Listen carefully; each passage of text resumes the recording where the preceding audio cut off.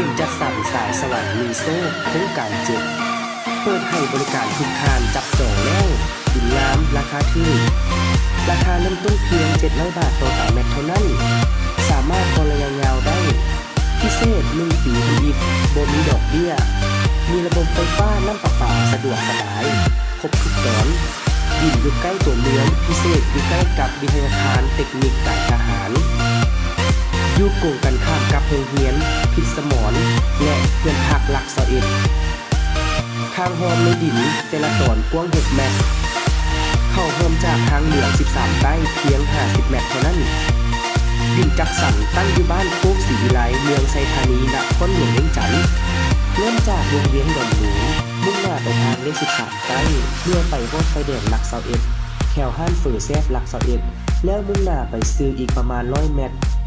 ท่านจะเห็นหอมเข้าไปห้องการบ้านและเงินพักหลัก21แล้วเข้าหอมไปประมาณ50 เมตรจะเห็นโครงการดินจัดสรรแบ่งขายอยู่เบื้องขวามือเลยสนใจติดต่อสอบถามเพิ่นได้ที่เบอร์020 55 50 3182และ020 977 77 529ขอขอบใจ